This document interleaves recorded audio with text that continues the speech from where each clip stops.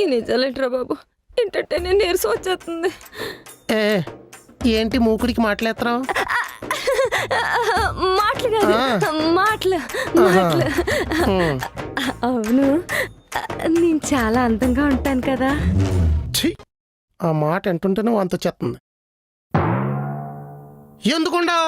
అందంగా ఉంటావనే కదా ఇంత అందంగా ఉన్న నన్ను ఇచ్చి చేశారు. మొహం ఏంటే మోసం అవుతున్నదానిలో పెట్టు.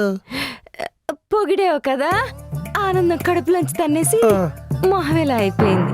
ఇంకెక్కువ తననే నోట్లోంచి బయటకు వచ్చేస్తే మొహానికి ప్లాస్టిక్ సర్జరీ చేయించాలి. అలాగే సర్లే గాని ఎలాగా పాలకల చట్టుకుని చీర కట్టుకుని వచ్చావు కదా, మరి నాకంటే నువ్వే అందంగా ఉంటావు కదా, నీతో నువ్వే కాపురం చేసుకో. నాతో నేనే కాపురం చేసుకోలే. వీళ్ళకి ఆడవాళ్ళని పేర్లు పెట్టారు కానీ పాప చిత్రాల్లో నెట్టాలి. మొహానికి ఏమైంది అలా ఉంది? మందు పనిచేయలేదా?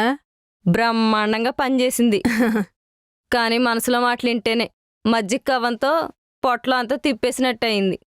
నిజాలంతే అక్క, నిష్ఠూరంగానే ఉంటాయి. ముష్టి డైలాగులు కొట్టకు, సెప్పిచ్చి గట్టు మీద కూర్చోబెడతా.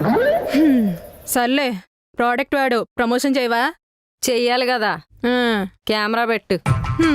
నూతిలో దాక పడిపోయిందని దూకితే కాళ్ళకున్న పట్టీలు దొబ్బాయంట. ఇదొకటి. రెడీయా? రెడీ. మనసులో మాటకి మరుగుమందు.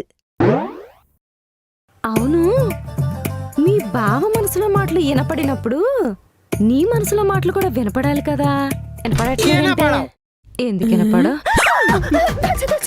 ఏదో ఓవర్ యాక్షన్ చేయకండి, మీ కథలన్నీ నాకు తెలుసు. ఎలాగా ఏమంటారు పెట్టినప్పా? ఏంటిది? సీటు కూడా ఉంది. మనసులో మాట వినాలనుకుంటే ఈ మందు వాడండి. ఈ మందు పాలల్లో కలుపుకుని తాగితే పొద్దున పోయి ఉంచుకో. అంటే అంత చూసావా? చూసాను కాబట్టి అందులో ఉండాల్సిన మందు మార్చేసానే. మార్చేశారా? పింక్ గానే ఉంది. ప్రమోషన్ల పేరు చెప్పి అడ్డమైన ప్రోడక్ట్లు ఒంటికి పూసేసుకుని ఒంట్లో పోసేసుకుంటే శీఘ్రమే శరీరం శ్మశానానికి వెళ్ళిపోద్ది. మశాన మొహందానా?